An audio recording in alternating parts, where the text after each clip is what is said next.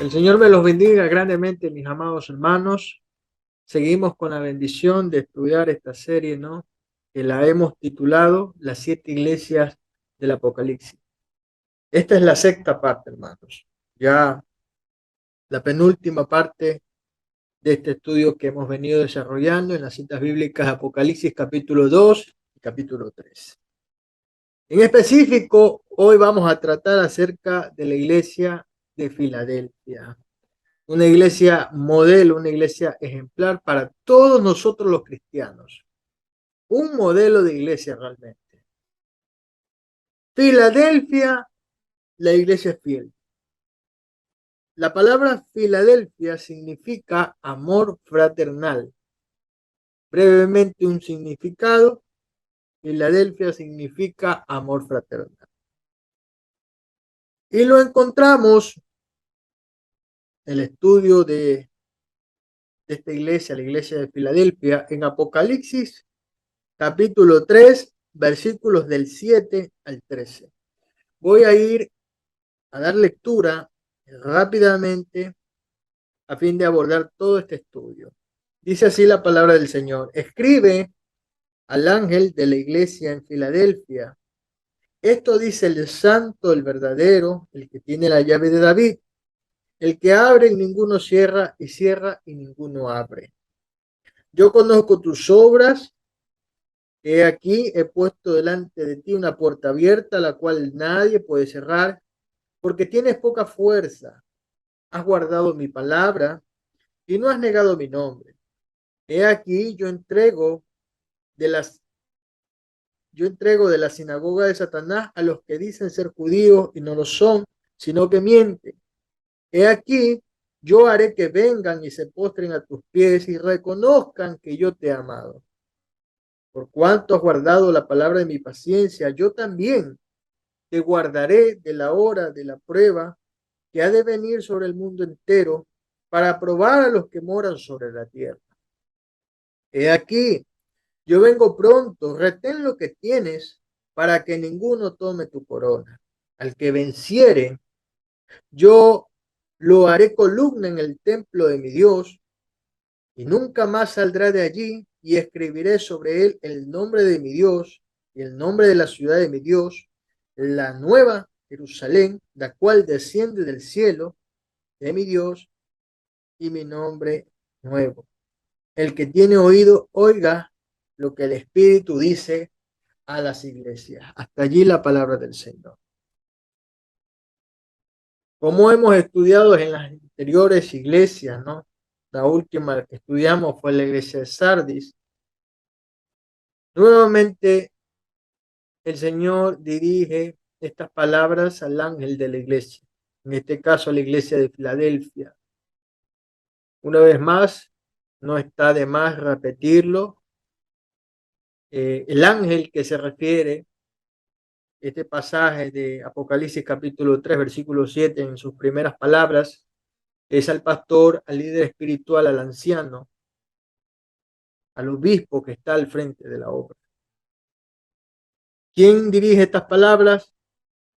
Dice esto el santo, el verdadero, el que tiene las llaves de David, el que abre y ninguno cierra, y cierra y ninguno abre. El santo, ustedes saben esta palabra, viene del hebreo kadosh, que significa separado o apartado para Dios, ¿no? Cristo tiene una pureza absoluta. Su naturaleza es completamente libre de todo pecado y maldad. Él es santo y nosotros también debemos ser santos como Él lo es. Dice la palabra del Señor, sin que ustedes pierdan la cita bíblica, yo por eso les digo, siempre usen un separador de páginas. Dice Isaías capítulo 43, en esta cita bíblica que yo he apuntado en esta diapositiva, en esta lámina virtual. He hecho este estudio de forma didáctica para que ustedes también puedan tomar apuntes de las citas bíblicas que se está estudiando, porque lamentablemente la memoria muchas veces es frágil y nos podemos olvidar. Por ello que para estos estudios sí sería muy bueno que usted tenga una libreta de apuntes. No podemos memorizar todo al pie de la letra, pero ¿quién nos podríamos ayudar con estos recursos, no? Apocalipsis, perdón, Isaías capítulo 43, versículo 15, dice la palabra del Señor: yo Jehová, santo vuestro, creador de Israel, vuestro rey. Dios se autodenomina, porque esa es su naturaleza, como el santo. Dios es santo, hermanos. No solo que Dios es santo, sino que también es el verdadero. Esto del verdadero denota algo que no es ficticio. A diferencia de los dioses o ídolos de este mundo que no son reales, pero nuestro Dios es real. Su presencia se manifiesta en este mundo para todo aquel que cree en él. Dios, hermano, Dios es espíritu, lo dice la palabra del Señor, pero Dios no deja de ser un Dios vivo, un Dios real. A diferencia de ciertas religiones que tienen por ídolo a muñecos que son elaborados por manos pecaminosas, hay quienes tienen como ídolos, como dioses, a los astros, a los planetas. Hay quienes tienen como ídolo a un hombre de carne y hueso que algún día va a perecer. A diferencia de esos ejemplos que he citado, Dios es el verdadero, el único e inigualable Dios, el Dios de Israel, el verdadero, como declara la palabra: yo Jehová, y fuera de mí no hay quien salve. Hermanos, Dios es el único que puede llevar ese título del verdadero. En Apocalipsis capítulo 16, versículo 7, para corroborar lo que yo les estoy manifestando en este momento, dice en el versículo 17: también oía otro que desde el altar decía: ciertamente el Señor Dios Todopoderoso, tus juicios son verdaderos y justos. Ese es Dios. Dios imparte su justicia. Sus juicios son verdaderos y justos. Es decir, aquí no hay tramoya, no hay coima, no hay nada que pueda tachar la justicia de Dios, una justicia verdadera. Y no solo eso, sino que dice la palabra del Señor en Apocalipsis capítulo 3, versículo 7, el que tiene la llave de David. Esto es un simbolismo, obviamente, un simbolismo que denota autoridad. Isaías capítulo 22, versículo 22, dice la palabra del Señor en Isaías capítulo 22, versículo 22. Isaías capítulo 22, versículo 22, dice lo siguiente: y pondré la llave de la casa de David sobre su hombro, y abrirá y nadie cerrará, cerrará y nadie abrirá. Lo mismo que cita el pasaje de Apocalipsis capítulo 3, versículo, versículo 7. Con esta llave Dios abre y ninguno puede cerrar, y con esa misma llave Dios cierra y nadie puede abrir. Lo que a todas luces nos da a entender que el que tiene la llave de David es el que tiene la autoridad sobre todas las cosas. Versículo 8. Yo conozco tus obras. He aquí he puesto delante de ti una puerta abierta, la cual nadie puede cerrar, porque aunque tienes poca fuerza, has guardado mi palabra y no has negado mi nombre. Hermano, esto de la puerta abierta, esto indica la admisión al reino o una oportunidad para el servicio. ¿Qué quiere decir esto? Cuando nosotros aceptamos al Señor Jesucristo, las puertas de los cielos se nos abren a nosotros. Nosotros, hermanos, espiritualmente hablando, si tomamos como referencia el antiguo tabernáculo, recordarán ustedes que el tabernáculo era una especie de templo portátil. Solo aquellos que eran llamados a ser sumo sacerdote llegaban hasta el lugar santísimo, donde estaba el arca del pacto, el cofre sagrado que también se conoce, y en ese instrumento, que llegó a ser considerado el instrumento más sagrado del mundo, en esa arca reposaba la mismísima presencia de Dios. Ahora, ¿todos entraban allí? Claro que no. Dios había dado instrucciones que solo el sumo sacerdote una vez por año tenía cabida, tenía la puerta abierta a la presencia del Señor. Hoy en día, hermanos, todos aquellos que hemos aceptado al Señor, desde el momento en que hemos aceptado al Señor, nosotros tenemos cabida con el Padre. Tenemos las puertas abiertas para poder llegar ante su mismísima presencia. Ahora, esto de la puerta abierta también puede simbolizar el tema de la oportunidad que Dios nos da para servir en su obra. La viña del Señor es tan grande, hermanos, que muchas veces nosotros cometemos el error de pelear unos contra otros en la iglesia. Hermanos, servicio hay hasta de sobra. Hay diferentes áreas en las cuales uno puede trabajar sin necesidad de contender, sin necesidad de tener celos, sin la necesidad de envidiar a nadie. La viña del Señor es tan grande, tan rica, que todos juntos podemos trabajar en armonía, en paz, sirviendo a Dios por amor, sirviendo a las almas por amor. Yo no entiendo a veces a los hermanos que pelean y contienden por puestos en la iglesia. Hermanos, nosotros debemos dejar esos tufos de grandeza, de altivez y volvernos siervos humildes que estemos dispuestos a servir. Cada uno en su posición. Yo no creo en una persona que pueda trabajar en todo.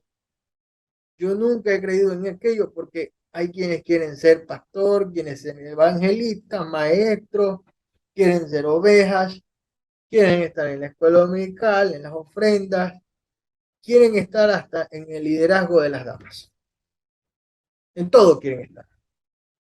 Hermano, la viña del Señor da para todos. Todos tenemos un espacio. Dios nos ha abierto una puerta.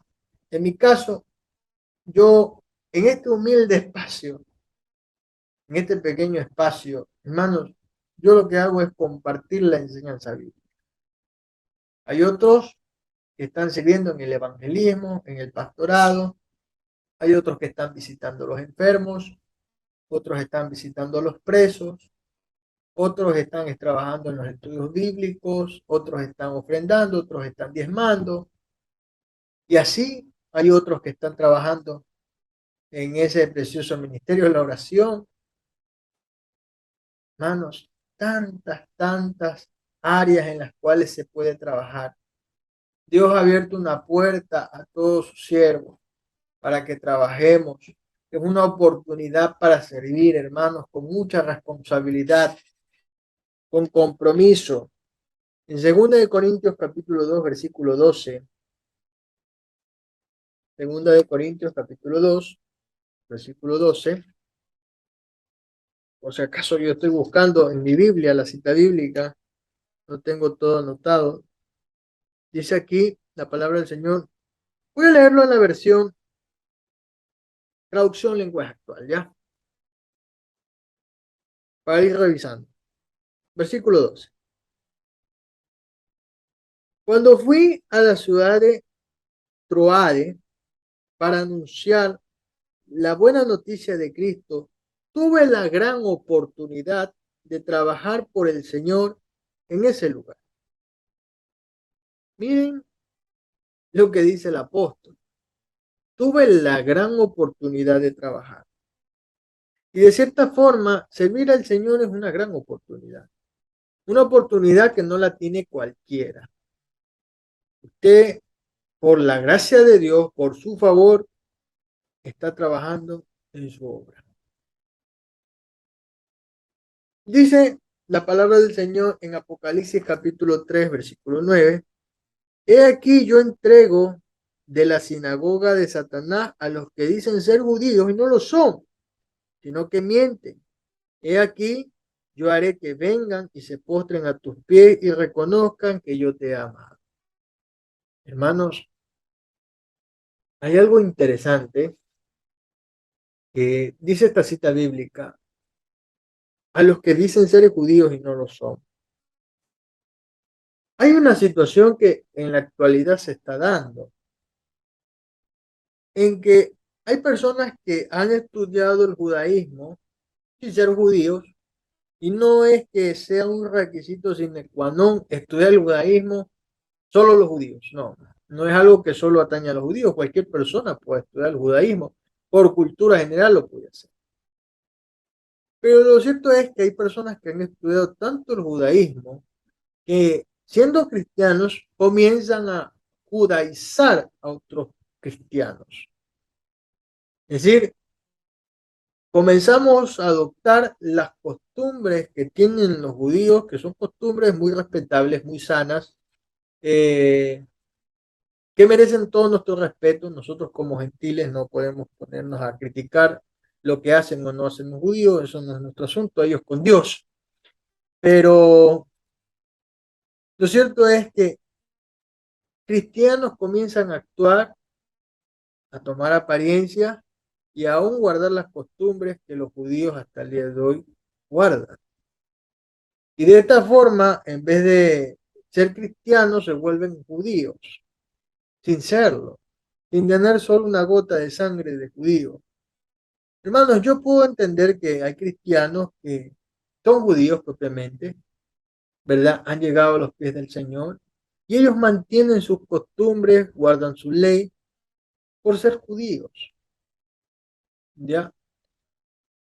Lo que a mí me parece algo tomado de los cabellos, una locura, que cristianos que no nacieron en Israel, que no tienen descendencia judía, quieran judaizar a otros cristianos. Algo pasaba en la iglesia de Éfeso cuando ustedes recordarán la historia, Timoteo como primer obispo de esa iglesia tuvo que bregar con un grupo de hermanos que comenzaron a judaizar a los cristianos en Éfeso. Falsos maestros que querían colarse en las filas de la iglesia de Éfeso. Un gran problema, un dolor de cabeza se volvió tanto para el joven Timoteo como para el apóstol Pablo. La iglesia de Filadelfia lamentablemente también vivió esos estragos. Miren lo que dice Apocalipsis capítulo 2, versículo 9. Dice, yo conozco tus obras y tu tribulación y tu pobreza, entre paréntesis, pero tú eres rico, y la blasfemia de los que dicen ser judíos y no lo son, sino sinagoga de Satanás. Este problema se suscitó en muchas iglesias.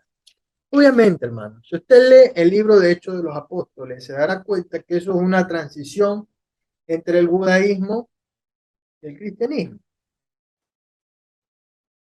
La iglesia primitiva, ¿verdad? En un inicio fue eminentemente judía.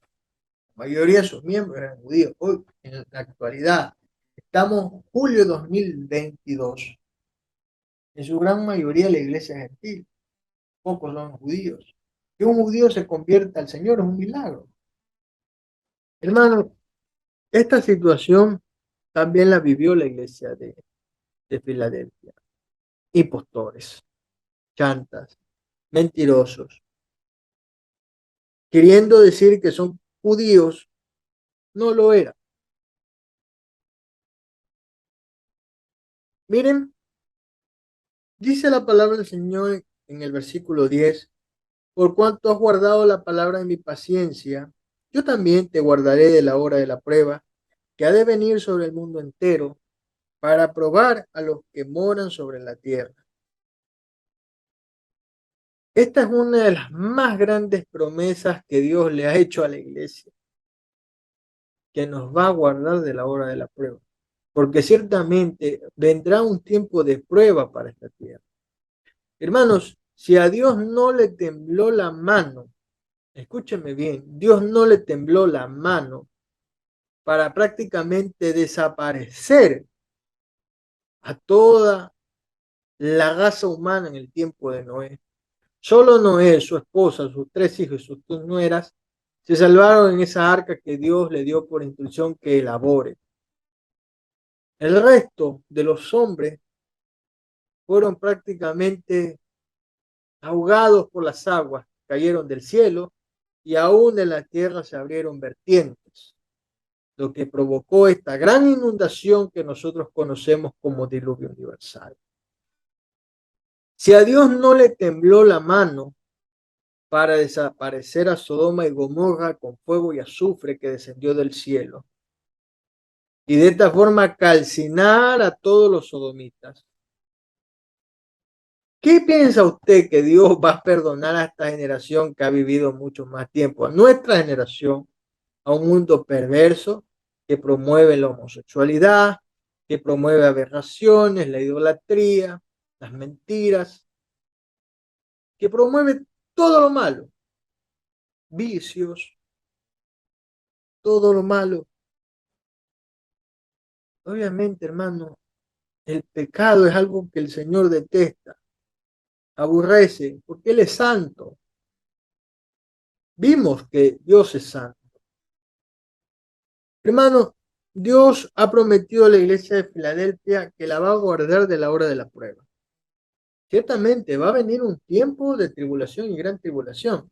7 años, hermanos. 7 años donde la tierra entera, este mundo perverso, será sometido a prueba.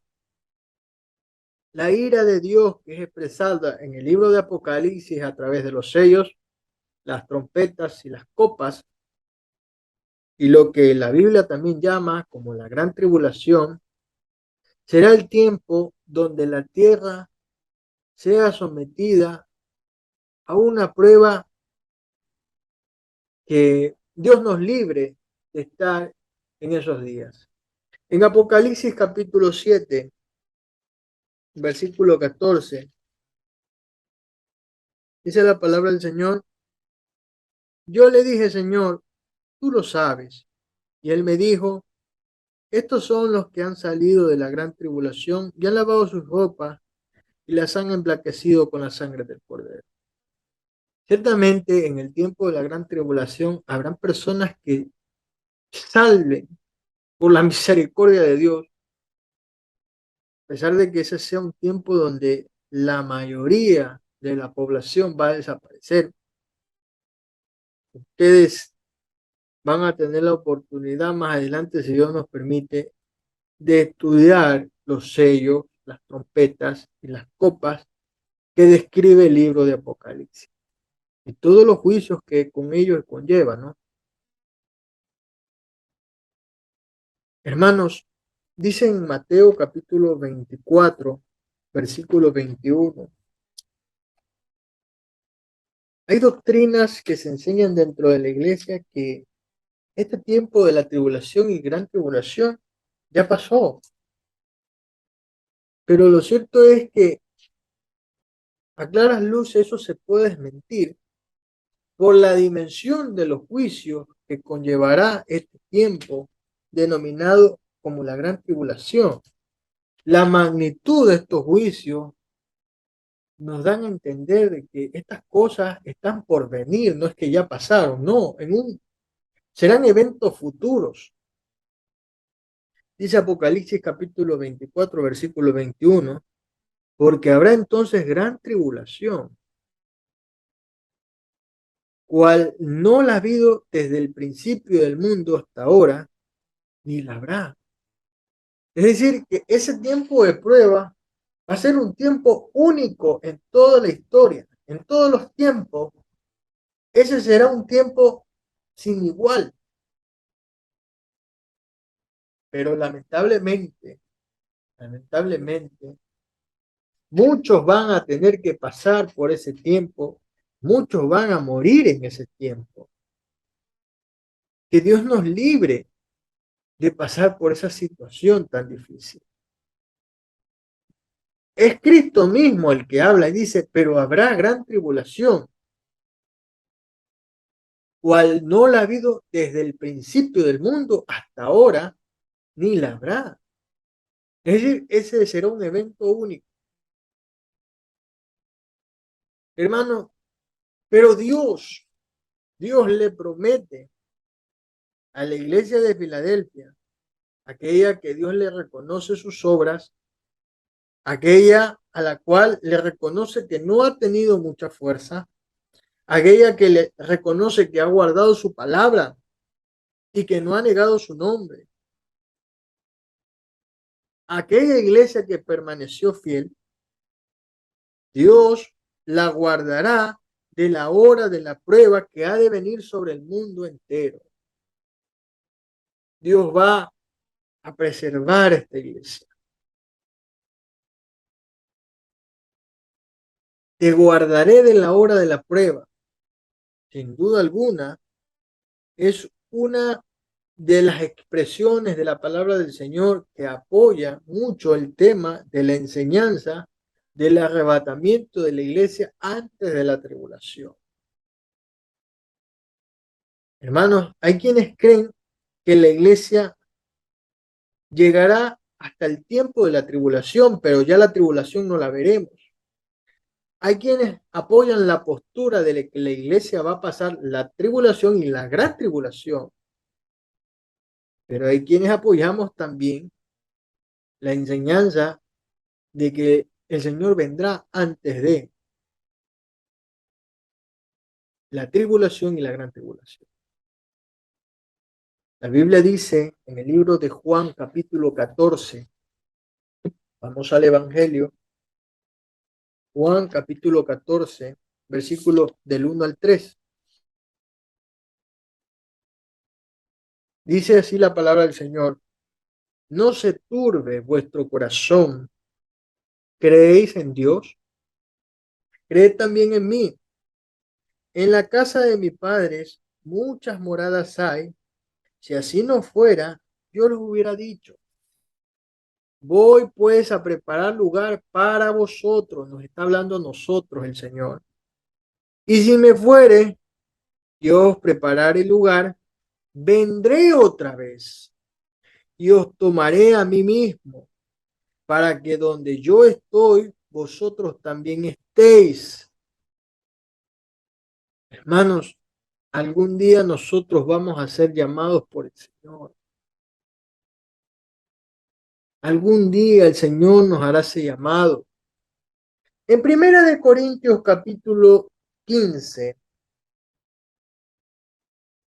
versículos del 51 al 52, Primera de Corintios capítulo 15, versículos del 51 al 52, dice así la santa y bendita palabra de nuestro Señor. He aquí, os digo un misterio, no todos dormiremos, pero todos seremos transformados. En un momento, en un abrir y cerrar de ojos, a la final de trompeta, porque se tocará la trompeta, y los muertos serán resucitados incorruptibles, y nosotros seremos transformados.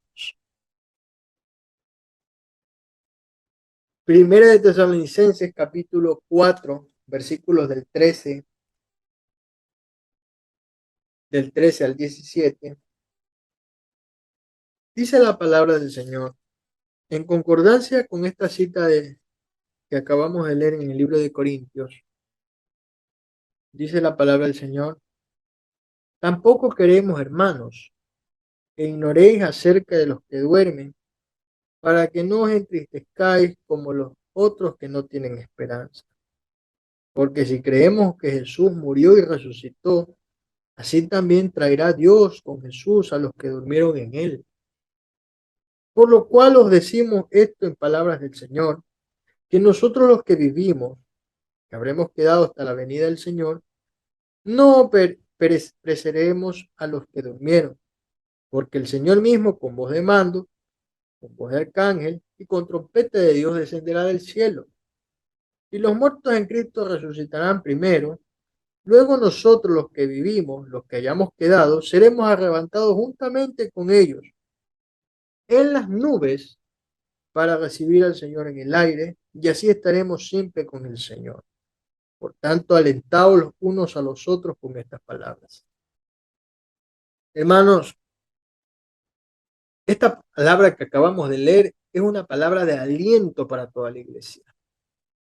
Para toda la iglesia debe llenarse de ánimo, hermanos, que nuestra perseverancia no vaya menguando, sino que crezca, sabiendo que nuestro Redentor viene. Dios lo ha prometido. El Señor ha prometido que Él viene pronto. Esta es nuestra esperanza bienaventurada como cristianos, de saber que algún día nuestro Señor Jesucristo vendrá otra vez. A pesar de que el mundo no lo entienda, a pesar de que otras religiones lo cuestionen, si Dios lo prometió, Él lo va a cumplir porque Él es fiel a su palabra. Los muertos en Cristo resucitarán primero, y luego nosotros los que hayamos quedado seremos arrebatados juntamente con ellos en las nubes para recibir al Señor en el aire. Fíjense en este detalle. ¿A dónde vamos a recibir al Señor? ¿En la tierra? No, hermano, en el aire. Cuando nosotros seamos arrebatados, traspuestos, nosotros no vamos a entrar al cielo con este cuerpo corruptible, sino que nuestro cuerpo será transformado en un cuerpo incorruptible. Algo similar a lo que pasó con el Señor Jesucristo cuando se puso en presencia de los discípulos y vieron cómo Él iba descendiendo hasta que desapareció. Recordarán ustedes ese pasaje cuando el Señor había resucitado. Hermanos, algún día nosotros estaremos con el Señor por siempre. A la iglesia de Filadelfia, a la iglesia ejemplar, a la iglesia fiel, le promete algo: yo te guardaré de la hora de la prueba. Por eso en esta diapositiva la he puesto en comillas, ¿no? Esta frase, que no es cualquier frase, es una de las más grandes promesas que describe la palabra del Señor para aquellos que sean fieles, para aquellos que permanezcan en santidad. Dice la palabra del Señor en Apocalipsis capítulo 3, versículos 11. He aquí, yo vengo pronto, retén lo que tienes para que ninguno tome tu corona. Hermanos queridos, nosotros como cristianos debemos siempre tener presente que Él viene, Cristo viene, Cristo viene, hermanos. Nosotros debemos retener lo que tenemos. Si hemos perseverado en santidad, manténgase en santidad, Señor, que nosotros podamos perseverar hasta el fin, para que ninguno tome tu corona. En segunda de Tesalonicenses, capítulo 2, ya próximamente estoy por terminar este estudio, dice en el versículo 1, pero con respecto a la venida de nuestro Señor Jesucristo y nuestra reunión con Él, os rogamos, hermanos, que no os dejéis mover fácilmente de vuestro modo de pensar, ni os conturbéis, ni por espíritu, ni por palabra, ni por carta, fuera nuestra, en el sentido de que el día del Señor está cerca. Hermanos, el día del Señor está cerca. Retenga lo que tenga. Hermano, siga adelante.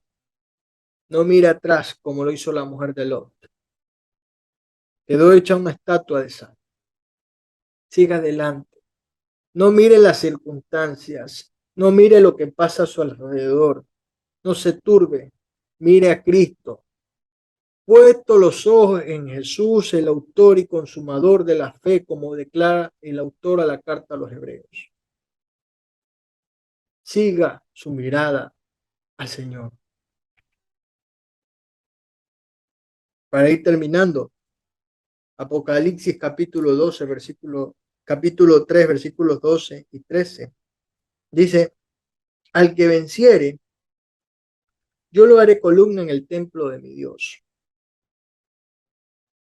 Y nunca más saldré de allí, y escribiré sobre él el nombre de mi Dios, el nombre de la ciudad de mi Dios, la nueva Jerusalén, la cual desciende del cielo de mi Dios, y mi nombre nuevo. El que tiene oído, oiga lo que el Espíritu dice a las iglesias. Solo aquellos creyentes que venzan gozarán de un lugar inconmovible, eterno y seguro en la presencia de Dios. La nueva Jerusalén, nuestra patria celestial, esa ciudad capital del cielo, pertenece para todos aquellos que han vivido en santidad, que han guardado la palabra, que no han negado su nombre, como lo hizo la iglesia de Filadelfia. Persevere, hermanos. Ahí hay una cita bíblica respecto a la Nueva Jerusalén, Apocalipsis capítulo 21, versículos del 1 al 27. Algún día, hermanos, gozaremos de esta ciudad celestial. Hermanos, qué hermoso será ese momento. Hoy en día, nosotros estamos en camino hacia esta patria celestial, esta ciudad celestial llamada la Nueva Jerusalén. Hermanos, que ninguno de nosotros se pierda esa estadía por la eternidad. Una ciudad inconmovible, eterna, que espera por todos nosotros. Hermanos, veamos este ejemplo de la iglesia de Filadelfia. Una iglesia preciosa, una iglesia fiel, hermanos. Siga adelante, persevere hasta el fin. Hermano, no afloje. Este no es un tiempo para que tú te apartes del Señor. Permanece fiel y Él te va a bendecir. Él te va a fortalecer. Él te va a dar fuerzas para seguir. Que Dios te bendiga y Dios te guarde. Hasta una próxima ocasión. Hasta aquí la enseñanza bíblica.